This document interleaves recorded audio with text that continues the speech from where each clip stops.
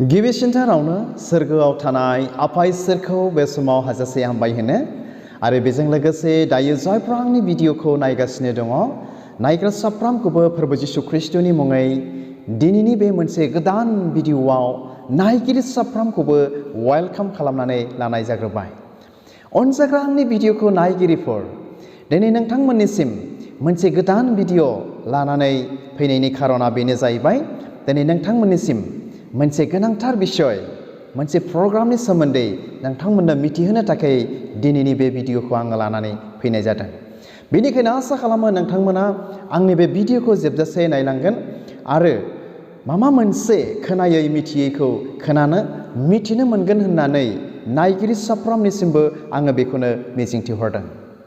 अनजाग्रा आंनि भिडिअखौ नायगिरिफोर, नोंथांमोनजों शेयार खालामनो नागिरनाय बाथ्रा बा नोंथांमोननो मिथिहोनो नागिरनाय बाथ्राया दिनै बेनो जाहैबाय मोनसे बिराद गिदिर ब्लेसिं प्रेयार फेस्टिवल खुंनो थाखाय थांगासिनो दङ आरो बे प्रग्रामखौ खुंनो थाखाय थि खालामनाय जाबाय। थ' बे प्रग्रामखौहाय खुंनाय जागोन 2024निनो बे बोसोरनिनो आरो बे मासनिनो फेब्रुवारि मासनिनो बा फेब्रुवारि दाननिनो 13-14 थारिख खालि बे प्रग्रामखौ अर्थात ब्लेसिं प्रेयार फेस्टिवलखौ खुंफुंनो थाखाय थि खालामनाय जाबाय। बेखौनो दिनै नोंथांमोननो बा नोंथांमोन नायगिरि साफ्रोमनिसिमबो बे भिडिअनि गेजेरजों आङो मिथिहोहरबाय।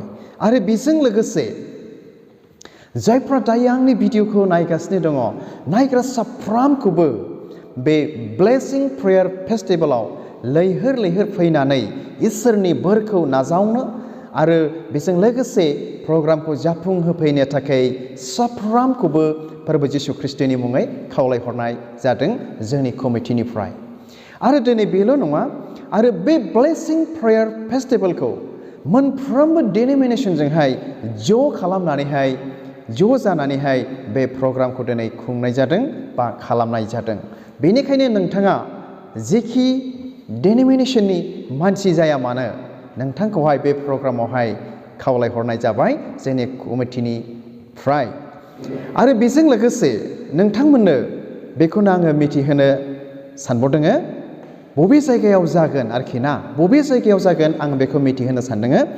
बे जायगाया जाहैबाय जोंनि क'क्राझार डिस्ट्रिक्टनि सिङाव थानाय पाटगावन बदियागुरि बे जायगायावहाय मोनसे जिजास लाभ मिनिस्ट्रिस कमप्लेक्स मोनसे प्रेयार सेन्टार दङ बे पाटगावन बदियागुरियावहाय। थ' बे जायगायावनो बे प्रेयार सेन्टार कमप्लेक्सआवनो बे ब्लेसिं प्रेयार फेस्टिवलखौहाय खुंफुंनो थाखाय थि खालामनाय जाबाय।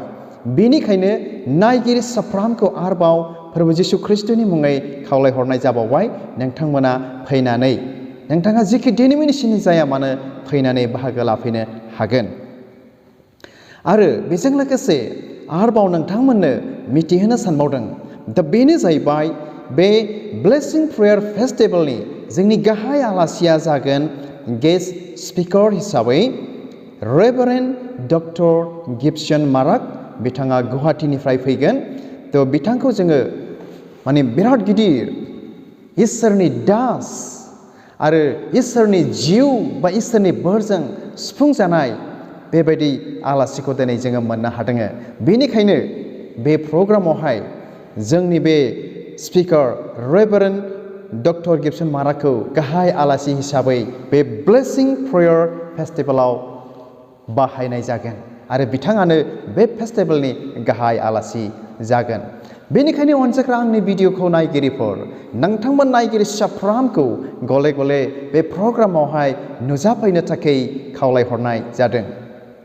आरो जोबनायावहाय मोनसे मिथिहोनाया आरोबाव बेनो, थ' बे प्रग्रामावहाय सोरबा बेमारि मानसिफोर दिनै लानानै फैदोंब्ला आरो बे बेमारि मानसिफोरजों थाफानांगौनि थाखाय जोंहा सासे मानसि जरुरि आरो गोनांथार।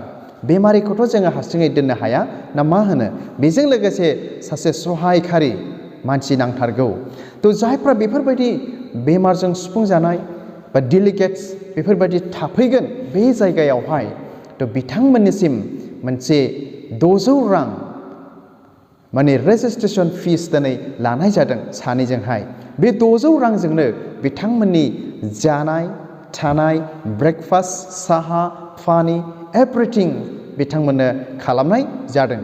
बेनिखायनो बे भिडिअनि गेजेरजों जेसेबांनाखि आंनि भिडिअखौ नायगिरिफोर दङ, नोंथाङा जुदि फैनो गोसो दङब्ला नोंथाङा बेयाव फैबानो जाबाय आरो नोंथांमोननो आङो गाहायावहाय कन्टाक्टखौहाय होनाय जाबाय। नोंथांमोना बे कन्टाक्टआव कल खालामनोबो हागोन आरो साबसिन हामसिनै मिथिसिननो हाबावगोन। हामबायसै अनज्लायग्रा खृष्टनि लोगोफोर आरो दायो जायफ्रा आंनि भिडिअखौ नायगासिनो दङ, नायग्रा साफ्रोमनिसिमबो बेखौनो मिथिहोहरनानै दिनैनि बे गुसुं भिडिअखौ बेयावनो दोननाय जाबाय। गोजोन्थों, खुलुमबाय।